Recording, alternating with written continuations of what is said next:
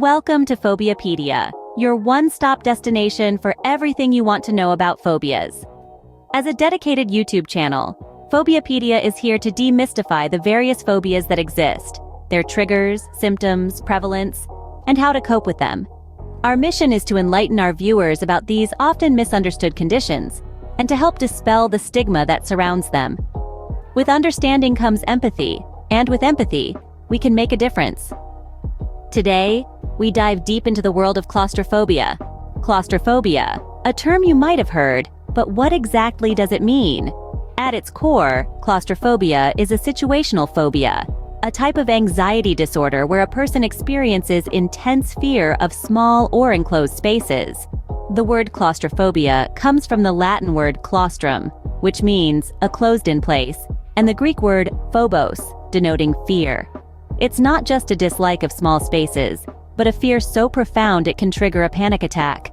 Imagine feeling your heart race, your breathing quicken, and your body break into a cold sweat at the thought of stepping into an elevator or a crowded room. That's the reality for many people living with claustrophobia. It's not just about the physical space, but the fear of being trapped, unable to escape. Now that we know what claustrophobia is, let's explore its prevalence. Claustrophobia is more common than you might think. This fear of confined spaces affects about 5 to 7% of the global population. That's potentially 1 in every 20 people who could feel uncomfortable, anxious, or even terrified in tight spaces or rooms without windows. Claustrophobia doesn't discriminate by age, but it tends to manifest in most people during their early to mid-adolescence. Researchers have found that the average age of onset is about 14 years old. Interestingly, claustrophobia appears to have a gender bias. It's more prevalent in women than men. In fact, some studies show that women are twice as likely to experience this phobia. But remember, regardless of gender, anyone can develop claustrophobia, and it's essential not to stigmatize or belittle anyone's fears. Let's talk about some notable cases. Many celebrities have opened up about their struggles with claustrophobia. For instance, the famous Hollywood actress Megan Fox has publicly spoken about her fear of enclosed spaces. Similarly, renowned singer and songwriter Adele has admitted to facing challenges while performing in closed arenas due to her claustrophobia. These examples remind us that claustrophobia can affect anyone, regardless of their status or profession. It's a real and serious issue for many people around the world. With such a widespread impact, it's important to understand the causes of claustrophobia. The causes of claustrophobia can vary, but they often involve a traumatic event. This fear of enclosed spaces can root itself deeply in someone's psyche, and it's not always easy to pinpoint why it's there.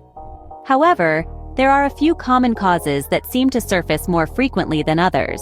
One of the most prevalent causes is a traumatic experience related to confinement.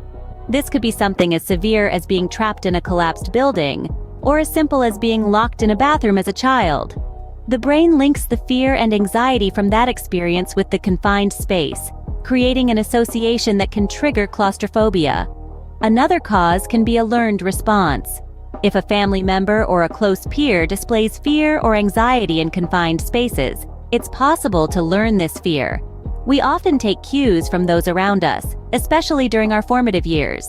If we see someone we trust showing fear in a certain situation, our brain may interpret that situation as dangerous, even if there's no actual threat.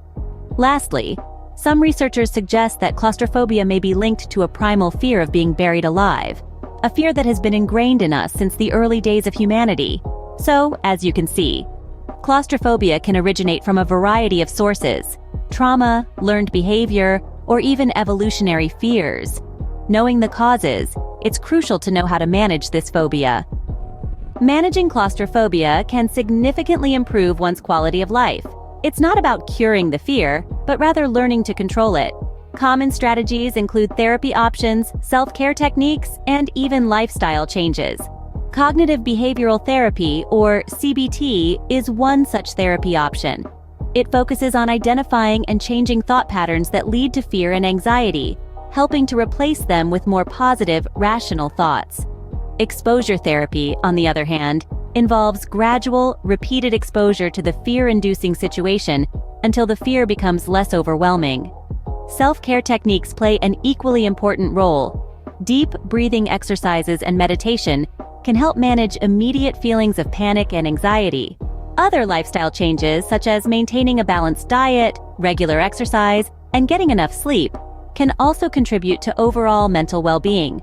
Remember, seeking help is the first step towards overcoming claustrophobia. It's okay to ask for support, and it's okay to take the time you need to manage your fears. Claustrophobia, like any other phobia, is manageable with the right help.